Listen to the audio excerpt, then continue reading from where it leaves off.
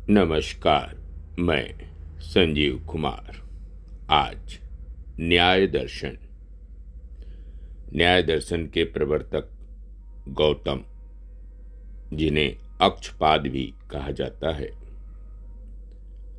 और नव्य न्याय के प्रवर्तक गंगेश उपाध्याय हैं।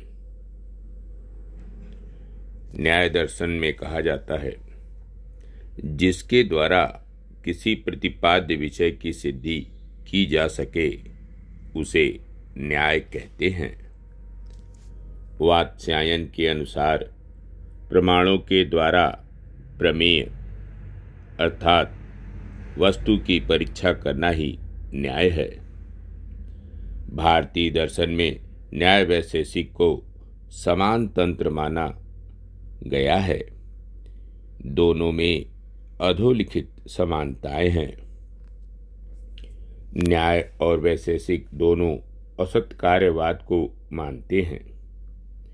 जगत की रचना परमाणुओं से, ईश्वर जगत का केवल निमित्त कारण है और महत्वपूर्ण चेतना आत्मा का आगंतुक गुण है।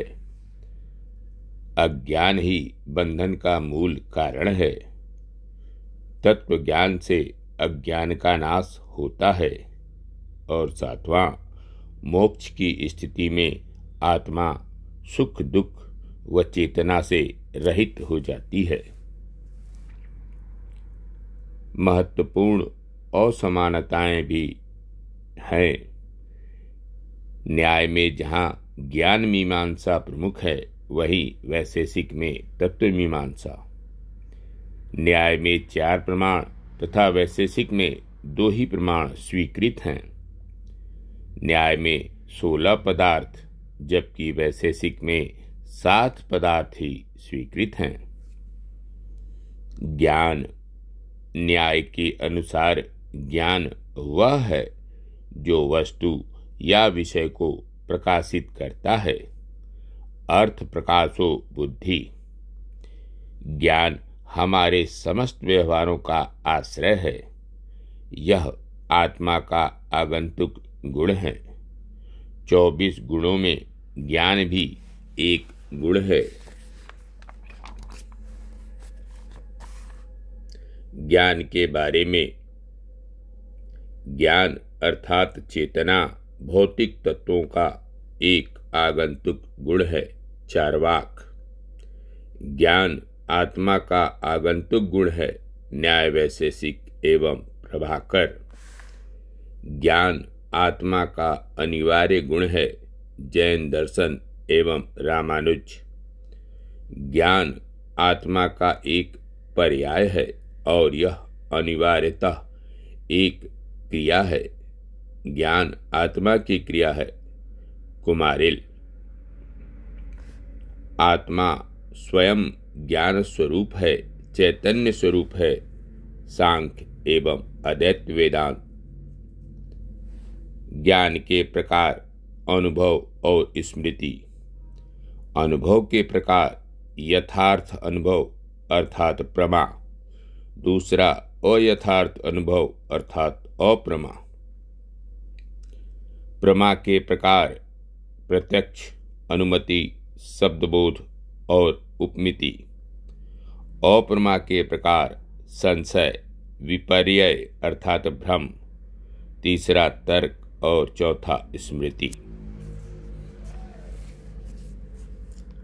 प्रमाण विचार, थ्योरी ऑफ प्रमाणा। न्याय के अनुसार यथार्थ अनुभव ही प्रमा है। यथार्थानुभव प्रमा।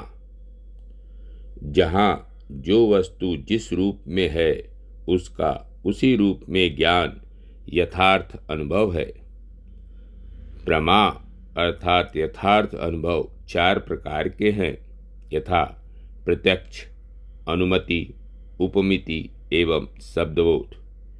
ये 4 प्रमाणों से उत्पन्न होते हैं, जिन्हें क्रमशः प्रत्यक्ष, अनुमान, उपमान और शब्द प्रमाण कहते हैं। प्रत्यक्ष प्रमाण परसेप्शन। शाब्दिक अर्थ में प्रत्यक्ष का अर्थ है आँखों के सामने। व्यापक अर्थ में प्रत्यक्ष का तात्पर्य ज्ञानेंद्रियों द्वारा प्राप्त ज्ञान से है। न्याय दर्शन के प्रणेता गौतम अपने न्याय सूत्र में प्रत्यक्ष को परिभाषित करते हुए कहते हैं, इंद्रियार्थ सन्निकर्षोत्पन्न ज्ञानम अव्यप्यदेशम अव्यभिचारी व्यवसात्मकम प्रत्यक्षम। इंद्रियार्थ सन्निकर्ष में 3 शब्द निहित हैं, इंद्रिय, अर्थ और सन्निकर्ष। इंद्रिय अर्थात ज्ञानेंद्रियां 2 प्रकार की हैं, बाह्य एवं आंतरिक। बाह्य ज्ञानेंद्रियां 5 हैं, आँख, कान, नाक, जिह्वा व त्वचा। आंतरिक इंद्रिय 1 है, मन। अर्थ का आशय है वस्तु या ज्ञेय पदार्थ। सन्निकर्ष इंद्रियों का वस्तु के साथ संबंध सन्निकर्ष कहलाता है। सन्निकर्ष 6 प्रकार का होता है। ये हैं संयोग, जैसे आँख से घड़े का सन्निकर्ष होने पर यह कहना कि यह घड़ा है।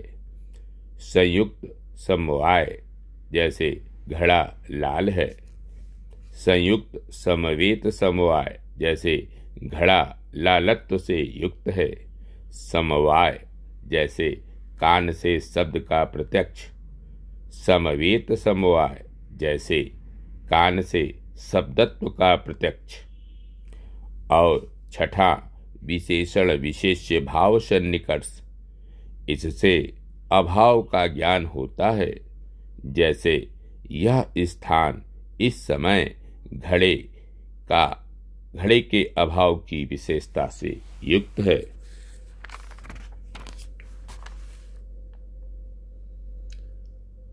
अव्यपदेश अव्यभिचारी व्यवसात्मकम।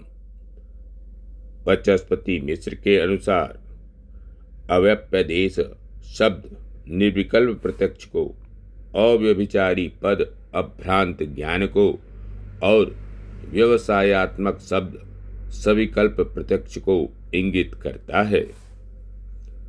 नव्य न्यायिकों के अनुसार गौतम द्वारा प्रत्यक्ष की परिभाषा में दोष है। ये दोष हैं, पहला अतिव्याप्ति दोष, अव्याप्ति दोष और चक्रक दोष। परिभाषा प्रत्यक्ष के अतिरिक्त जो प्रमाण हैं उन पर भी लागू होती है, क्योंकि यहाँ भी सन्निकर्ष आवश्यक है, जैसे अनुमान में मन की भूमिका।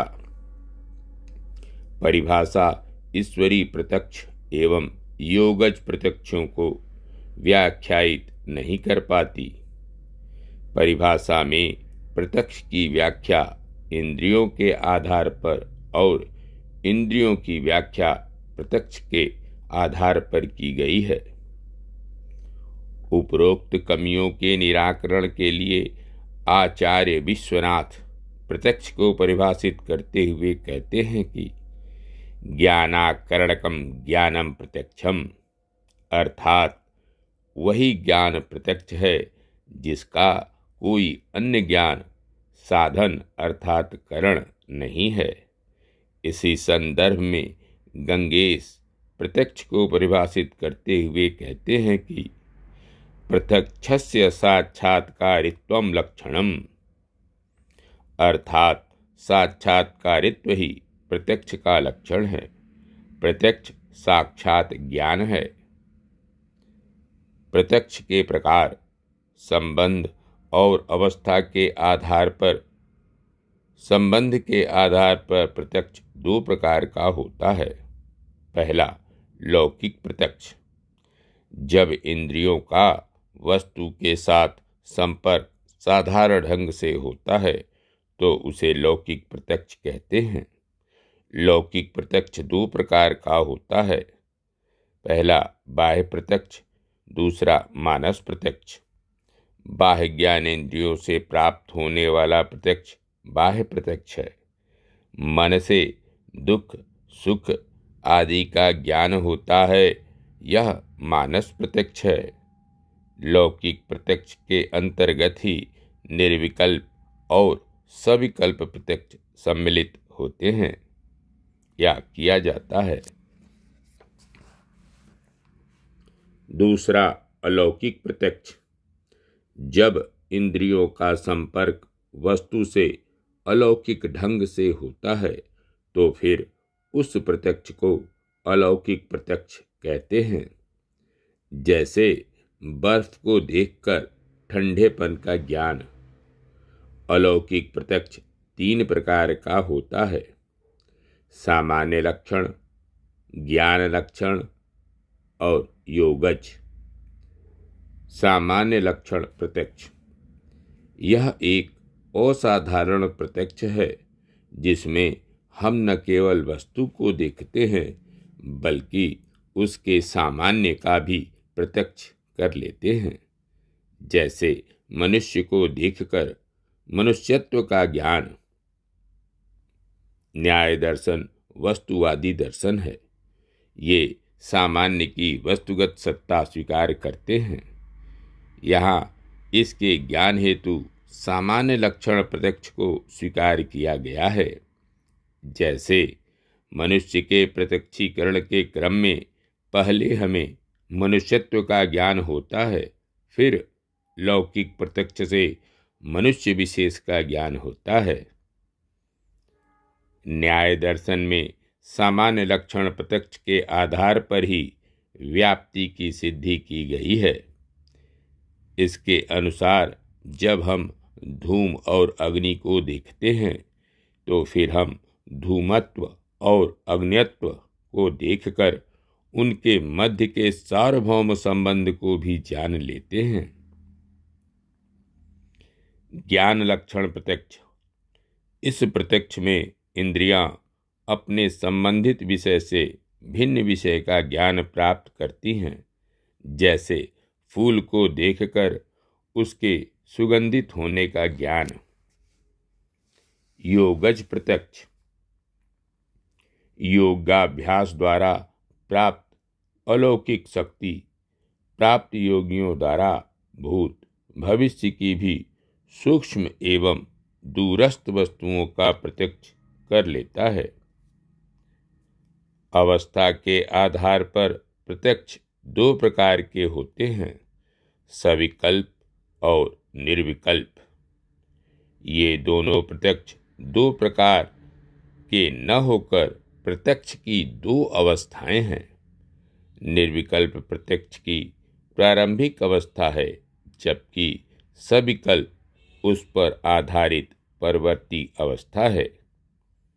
नाम जाति से रहित वस्तु मात्र का ग्रहण ही निर्विकल्प प्रत्यक्ष है। जैसे कुछ है। नाम जाति सहित वस्तु विशेष का ग्रहण सविकल्प प्रत्यक्ष है। जैसे यह गाय है।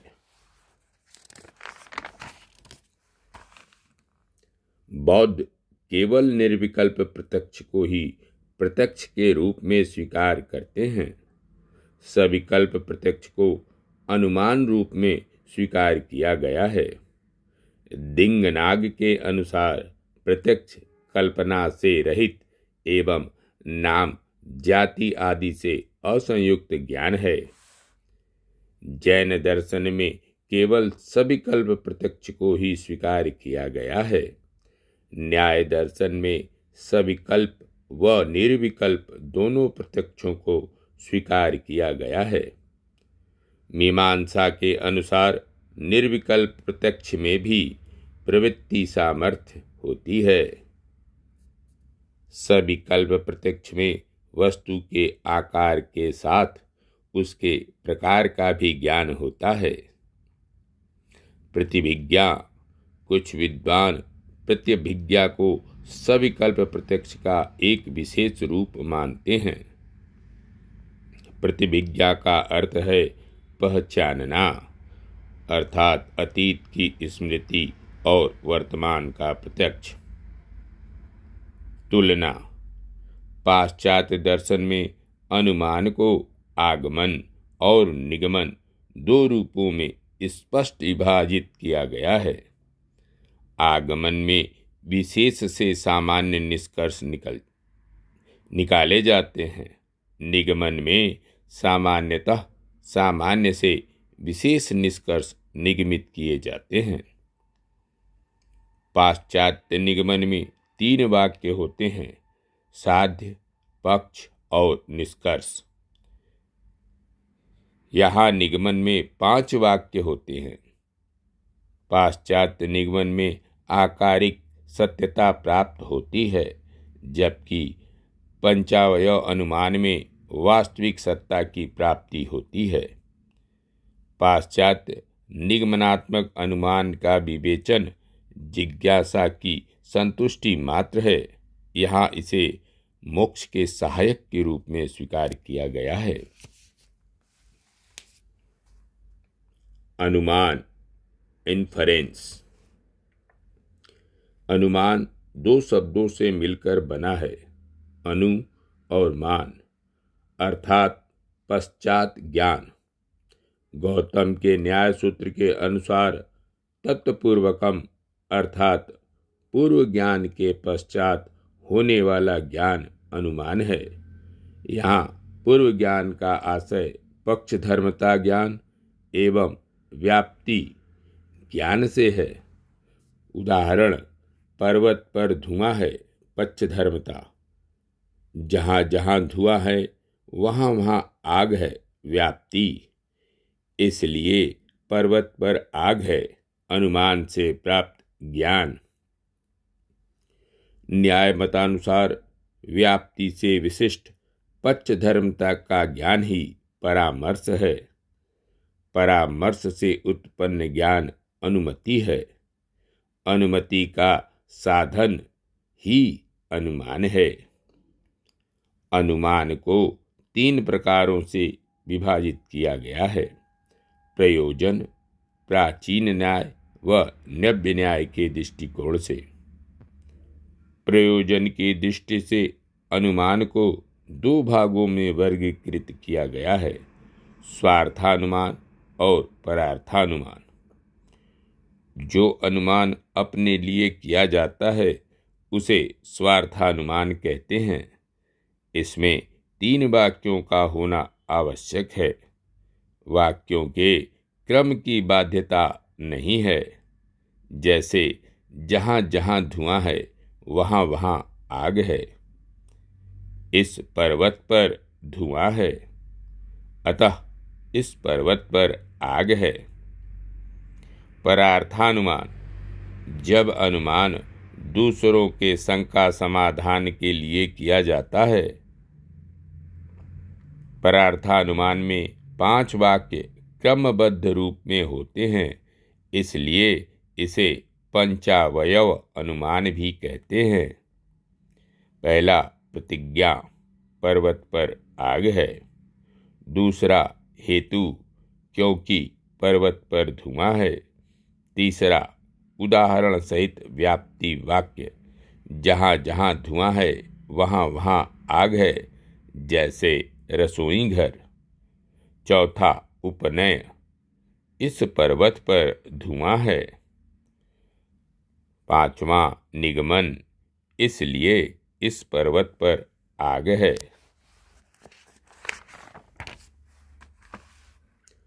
प्राचीन न्याय के दृष्टिकोण से अनुमान को 3 भागों में वर्गीकृत किया गया है।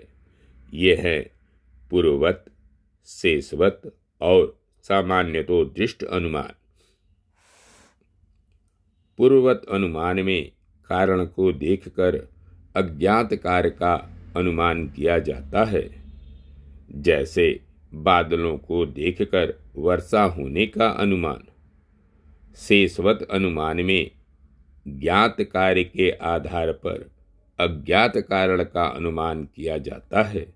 जैसे नदी में आई हुई बाढ़ देखकर कहीं भारी वर्षा होने का अनुमान। सामान्यतो दृष्ट, यदि 2 वस्तुओं में कारण कार्य संबंध नहीं हो किंतु दोनों में साहचर्य संबंध हो तो एक को देखकर दूसरे का अनुमान ही सामान्य तो दृष्ट अनुमान है, जैसे किसी पशु के सींग को देखकर उसके खुरों के फटे होने का अनुमान। 90 न्यायिकों के दृष्टिकोण से अनुमान के 3 प्रकार हैं: केवल्यान्वयी, केवल्यावतिरेक अनुमान और अन्वय व्यतिरेक अनुमान। केवल भावात्मक उदाहरणों के आधार पर स्थापित व्याप्ति को अनुमान का आधार बनाया जाए तो उसे केवल्यान्वयी अनुमान कहते हैं। जैसे जो प्रमेय है वह अभिधेय है, घट प्रमेय है, अतः घट अभिधेय है। जिस अनुमान में व्याप्ति की स्थापना निषेधात्मक आधार पर की जाती है उसे केवलाव्यतिरेक अनुमान कहते हैं। जैसे सभी आत्मा रहित वस्तुएं चेतना रहित हैं, सभी जीव चेतन हैं, अतः सभी जीव में आत्मा है। जिस अनुमान में व्याप्ति की स्थापना अन्वय और व्यतिरेक दोनों प्रकार के उदाहरणों द्वारा स्थापित किया जाए तो उसे अन्वय व्यतिरेक अनुमान कहते हैं। जैसे जहाँ जहाँ धुआं है वहाँ वहाँ आग है, पर्वत पर धुआं है अतः पर्वत पर आग है। और दूसरे, जहाँ आग नहीं है वहाँ धुआं नहीं है, पर्वत पर धुआं है अतः पर्वत पर आग है। हेत्वाभास अनुमान का दोष। अनुमान की प्रामाणिकता के लिए हेतु का निर्देश होना अनिवार्य है। इसीलिए अनुमान के दोष को हेत्वाभास कहा जाता है। अनुमान की प्रामाणिकता के लिए हेतु को सद होना चाहिए। सद हेतु वह है जिसमें साध्य को सिद्ध करने की योग्यता हो। यह योग्यता हेतु में तब आती है जब वह 5 गुणों से युक्त हो। वे हैं पक्षसत्व, सपक्षसत्व, विपक्ष असत्व, असत प्रतिपक्ष और अबाधित्व। इनमें से किसी भी गुण की त्रुटि रहने पर वह हेतु न रहकर हेत्वाभास बन जाता है। हेत्वाभास के 5 प्रकार हैं। पहला, सव्यभिचारी अनेकांतिक। जब हेतु कभी साध्य में रहता हो और कभी साध्य से भिन्न किसी अन्य वस्तु में रहता है तब उस अनुमान में सव्यभिचार अर्थात अनेकांतिक हेत्वाभास पाया जाता है। यह 3 प्रकार का होता है: साधारण, असाधारण और अनुपसंहारी। साधारण सव्यभिचार में हेतु अति व्याप्त होता है। इसमें हेतु पक्ष, सपक्ष और विपक्ष में भी विद्यमान रहता है। जैसे पर्वत प्रमेय होने के कारण अग्नि युक्त है, यहाँ प्रमेयत्व जल में भी है। यहाँ हेतु के विपक्ष असत्व गुण का उल्लंघन हुआ है। असाधारण सव्यभिचार में हेतु अव्याप्त होता है। यहाँ हेतु केवल अपने पक्ष में विद्यमान रहता है। जैसे शब्द सुनाई देने के कारण नित्य है, यहाँ हेतु के सपक्षसत्व गुण का उल्लंघन हुआ है। तीसरा, अनुपसंहारी सव्यभिचार में हेतु का दृष्टांत न पक्ष में मिलता है और न विपक्ष में। जैसे सब प्रमेय होने के कारण नित्य हैं, यहाँ हेतु के सपक्ष सत्व और विपक्ष असत्व गुण का उल्लंघन होता है। दूसरा, विरुद्ध। जब हेतु साध्य को सिद्ध न करके उसके विरोधी को ही सिद्ध कर दे, तब वहाँ विरुद्ध हेत्वाभास उत्पन्न होता है। जैसे शब्द उत्पन्न होने के कारण नित्य है, वास्तव में जो उत्पन्न होता है वह अनित्य होता है। सत प्रतिपक्ष। जब पहले हेतु द्वारा सिद्ध वाक्य का खंडन दूसरे हेतु द्वारा हो तो उसे सत प्रतिपक्ष हेत्वाभास कहते हैं। जैसे शब्द श्रव्य होने के कारण नित्य है, परंतु शब्द कार्य होने के कारण अनित्य है। चौथा, असिद्ध साध्य शम।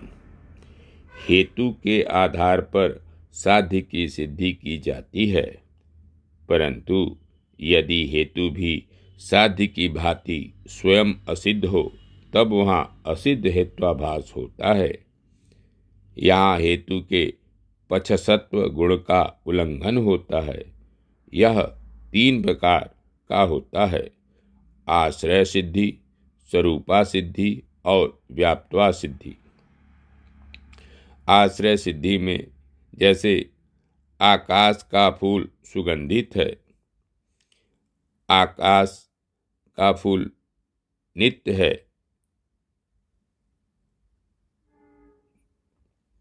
इस प्रकार पांचवा, बाधित। जब हेतु द्वारा सिद्ध साध्य का अभाव किसी अन्य प्रमाण द्वारा खंडित हो जाए तो उसे बाधित हेत्वाभास कहते हैं। जैसे अग्नि द्रव्य होने के कारण शीतल है, यहाँ अग्नि की शीतलता का खंडन प्रत्यक्ष प्रमाण द्वारा हो जाता है।